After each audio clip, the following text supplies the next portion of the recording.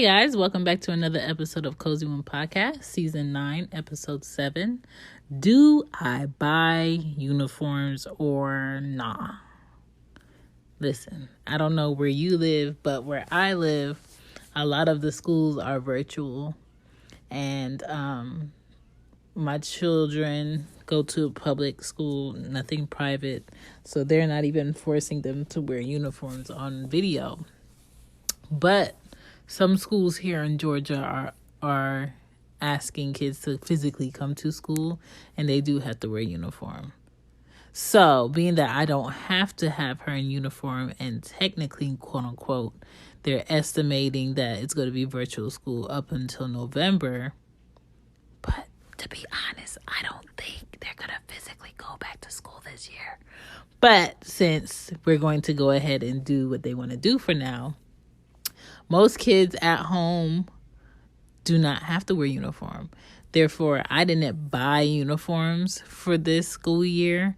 What I'll probably do is buy her a few long sleeve polos just in case they do go back for fall, and some like khaki pants. But I didn't really do that shopping for uniforms, and I know the virtual school is saving a lot of parents a lot of money because they don't have to buy multiple pairs of shoes. They don't have to buy certain socks or certain shirts or certain blazers and all of that. But what if they do go back to school? What do we do? Hey, if you're enjoying the show, thank you. I appreciate it. You can also find cool, cute Cozy Womb gear on the Cozy Womb shop.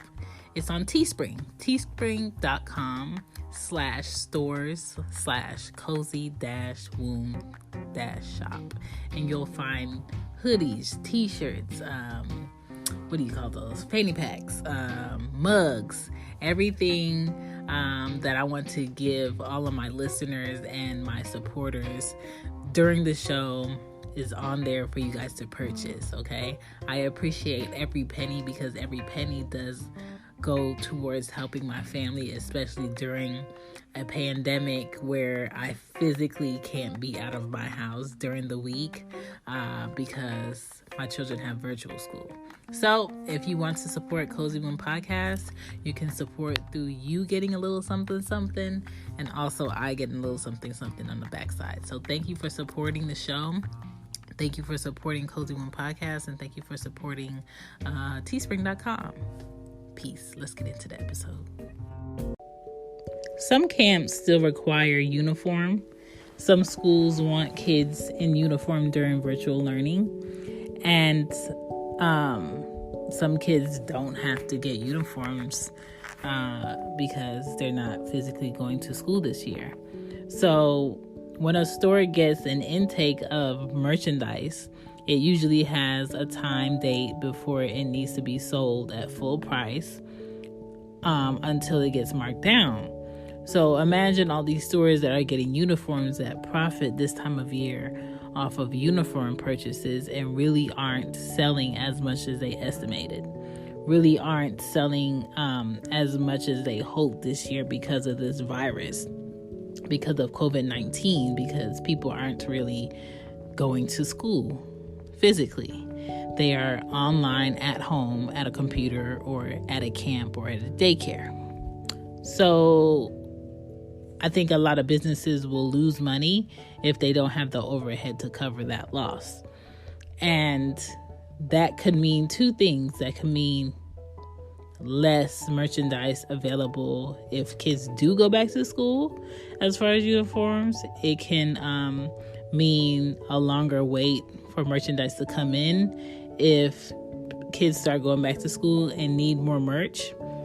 And then with the mail being such an issue now, where it's coming in a lot slower places, I don't know, like it's like the rules have to like be able to be more flexible and bend a little bit.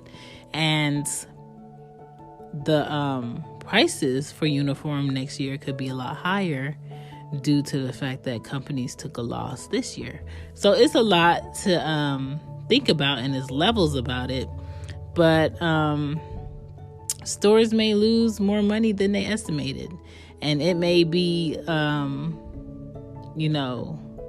a longer process to sell what they have in store and make room for the next thing and the next thing.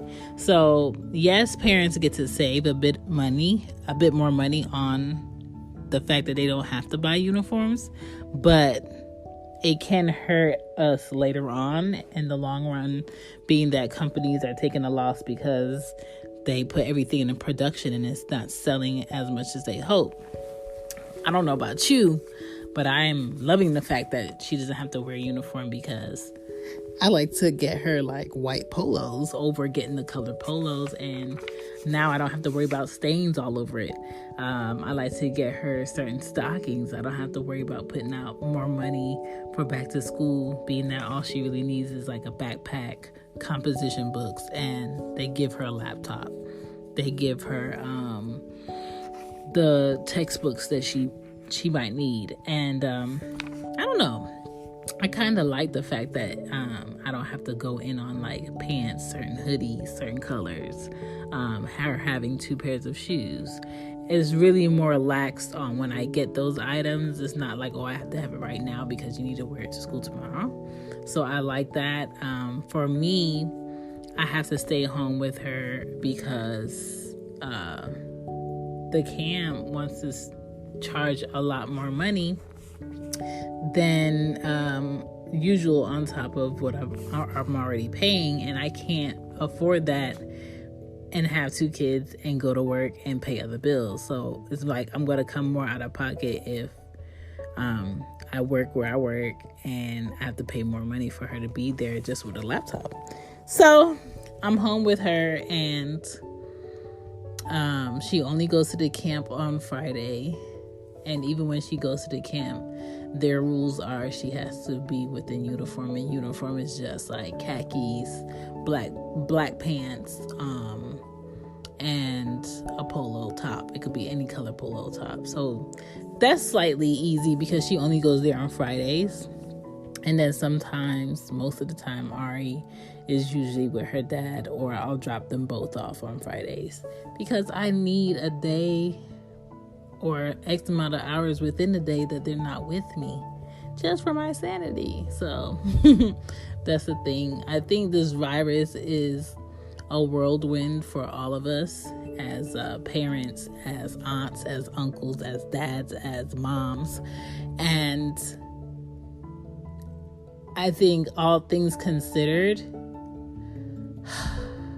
we don't have to go in on uniforms that much, But with all things considered, we have to consider the backlash of not purchasing uniforms at this time, and the probability of prices on uniforms going up, the price on shirts going up, socks, pants, belts, for companies to make back, what they've lost.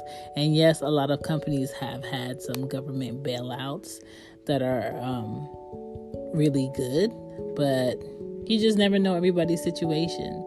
And I think all that we can do as parents is do our best throughout this transition and this COVID-19, and just be more aware of our options and be ahead of it.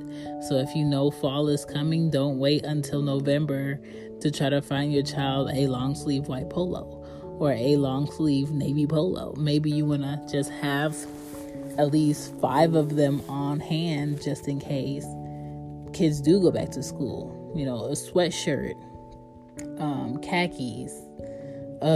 These kids in their khaki pants when they have holes in their knees. Like, I'm not mentally ready for that, but I know it might be coming. So just prepare for it, and buy your kids shoes with room in it.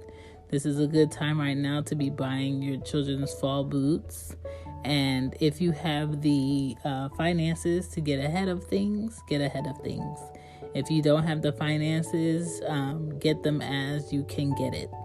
Don't stress yourself. Don't push yourself to the limit to get things that our children probably won't need. If it's not on their supply list for school, don't stress yourself about getting things that look cute. Get things that make sense, because we still have to go to the grocery store and wonder if there's paper towel on the shelves, toilet paper on the shelves. Where's the Lysol? Sometimes there's no bleach. Like, look at the amount of time that your children have spent with you at home and haven't gotten sick since April, compared to when they go to school. They get stomach aches. They come back coughing, sneezing. Some of them get the flu. Some of them get a stomach virus. Like, there's almost none of that going on with our kids being home with us. So that says something about the cleanliness of the school. That says something about them being around so many children in a closed space.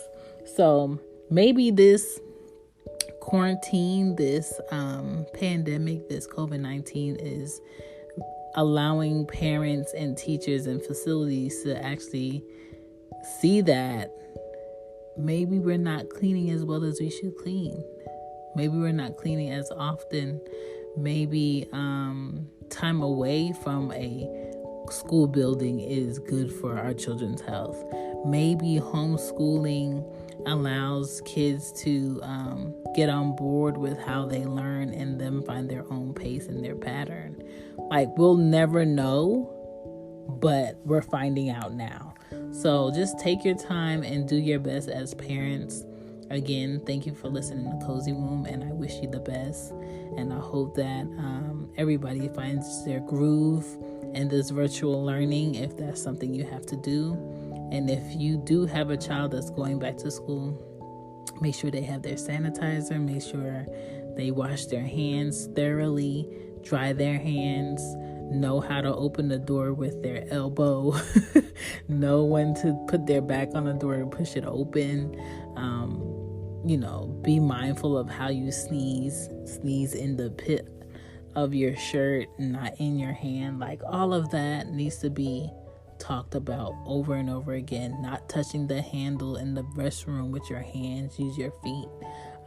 Making sure you clean the seat, and you just be more detailed about picking up after yourself, okay? And all of that, okay? I'm out of here. Bye.